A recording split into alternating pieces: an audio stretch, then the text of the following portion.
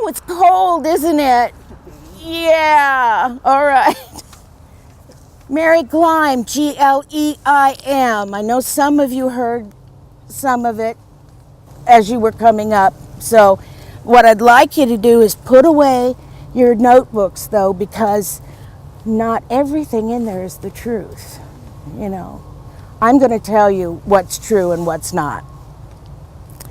Now, I was born in Ireland in 1845. I'm actually right here. In 1845, and it was at the height of the potato famine. So we were, no sympathy? No? Oh, poor Mary. Oh, I'm sorry, I forgot to tell you it was audience participation, didn't I? Okay. Poor Mary. Well, my family moved to London, and shortly after we moved there, I found out that there was something I was really good at: making money. Now, the first time I got thrown in jail was for what the London Metropolitan Police Department called larceny. We called it roll 'em in the gutter. Now, let me explain it to you. Let's say, because you're right in front of me, it's Saturday afternoon and you've just gotten paid. Because, you know, this is London, this is this is 1800s. Everybody worked all the way through Saturday. So you've got your pockets full of your coins, and you decide to stop off at your local corner bar, right? Right? Yeah.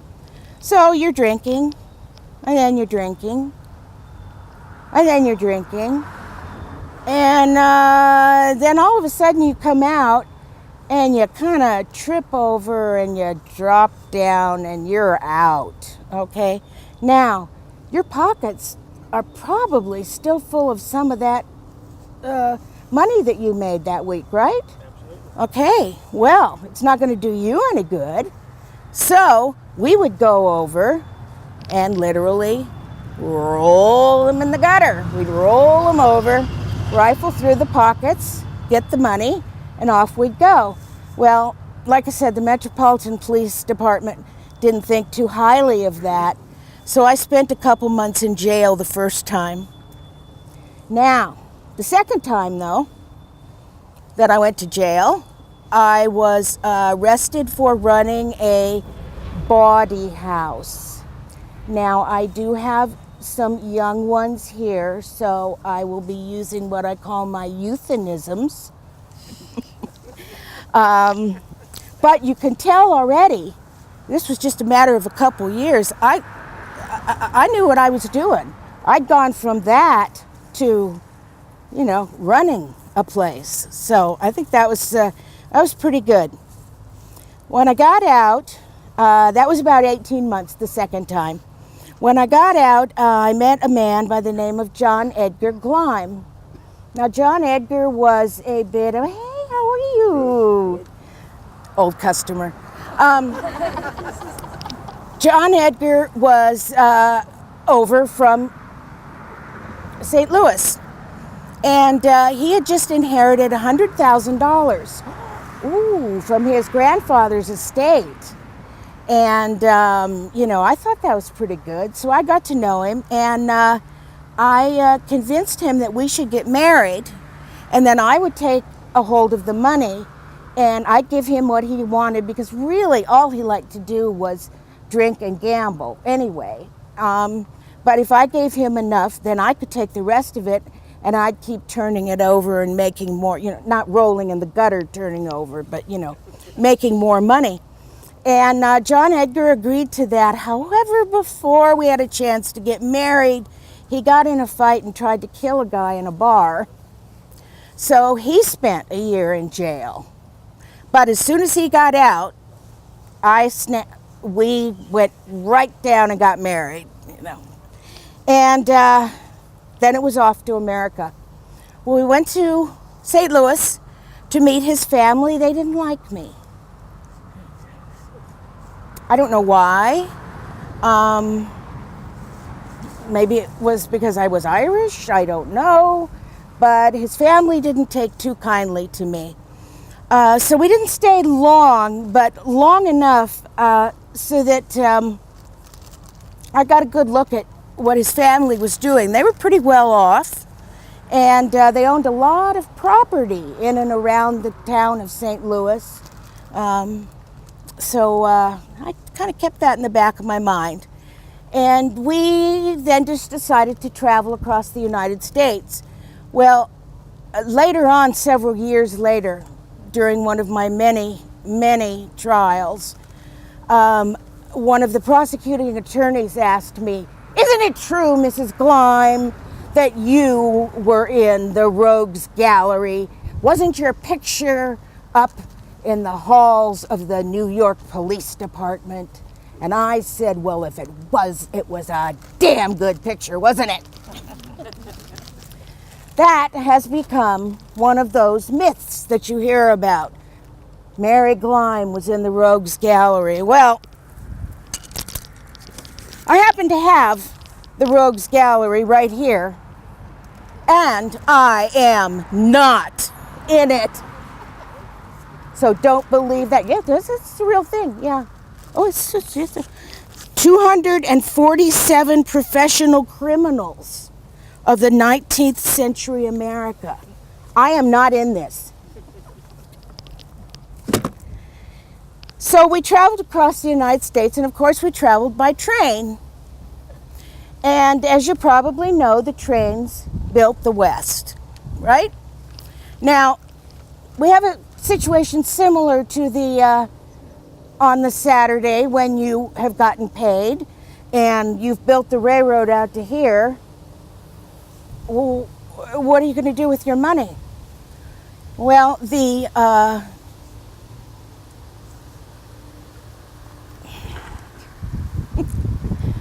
saloon owners, the owners of female boarding houses,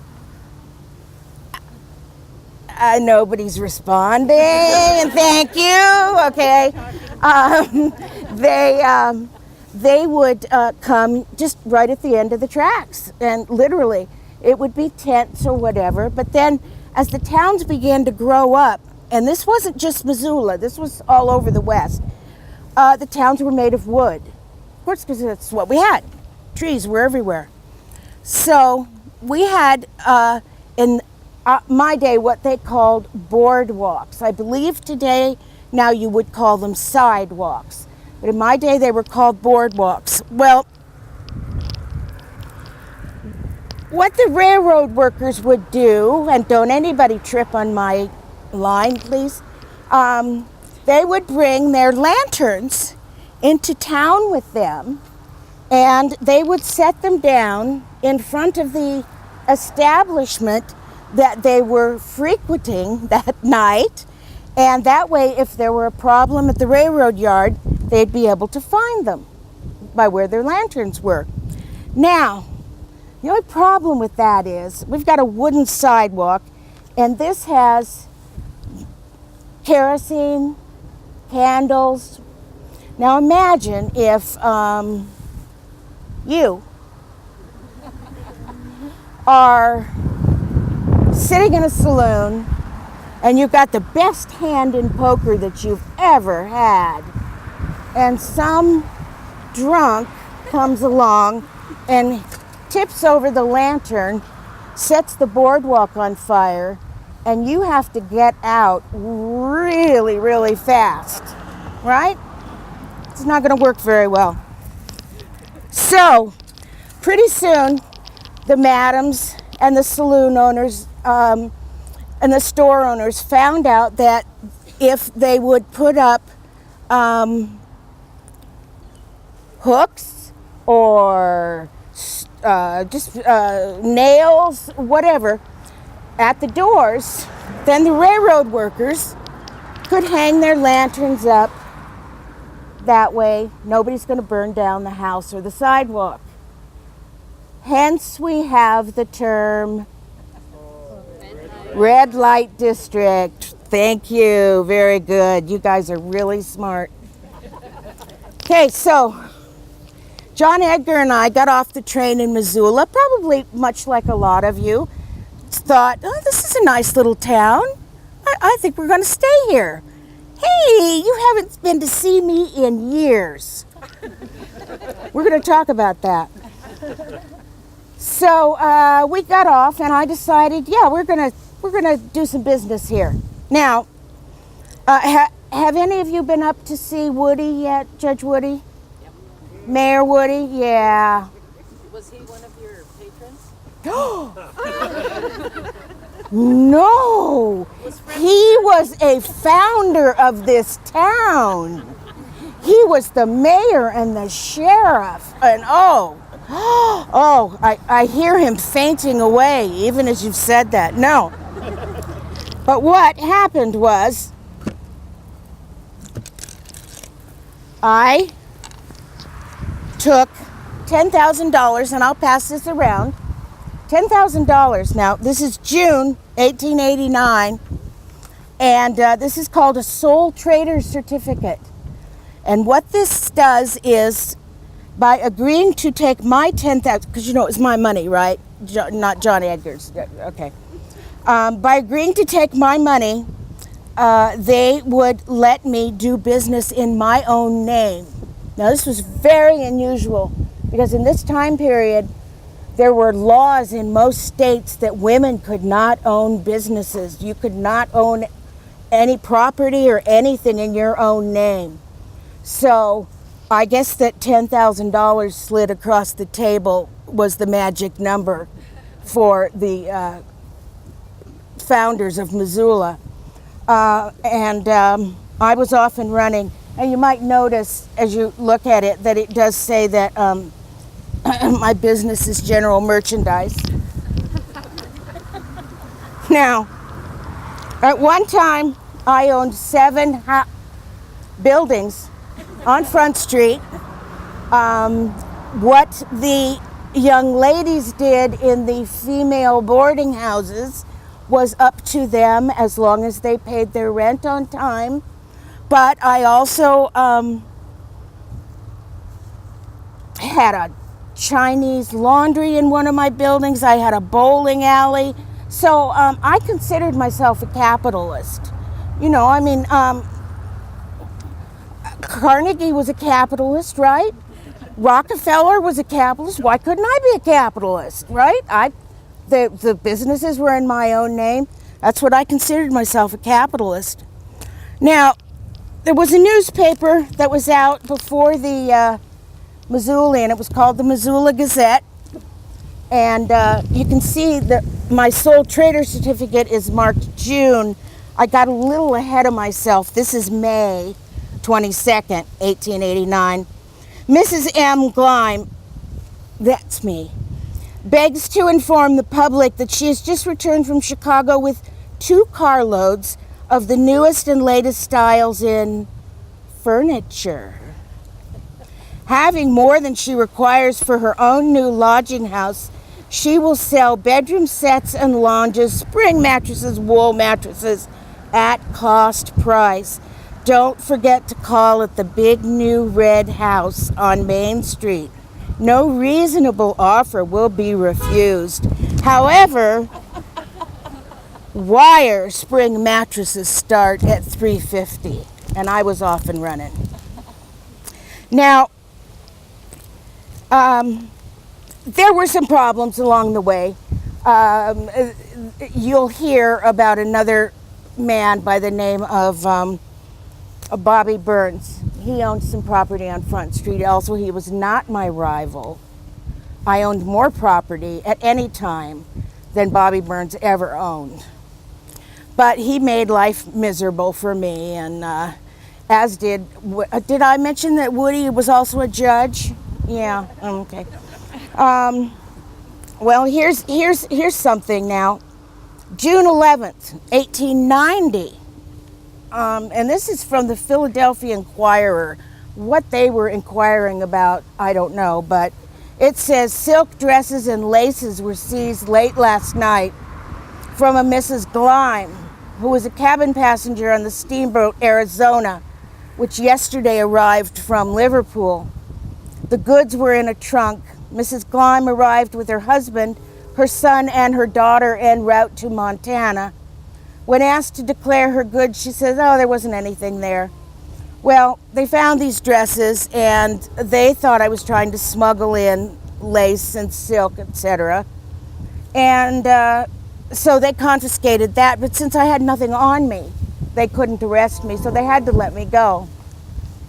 But what I still just makes me chuckle is I didn't have a son or a daughter. I was smuggling in my niece and nephew. They thought it was the clothes. No, it was people. Anyway, I had sent my niece Elizabeth to convent school where she was raised. And then when she became age appropriate, around 18, 19, I brought her over. Well, she was rather surprised when she got here to find out that I was the owner of female boarding houses. And she took off and went to Butte and eloped. Now, as someone pointed out in the last group, that wasn't much of a step up, was it? But they then, oh, and let's see, where is he? Oh, that's, yeah, right there.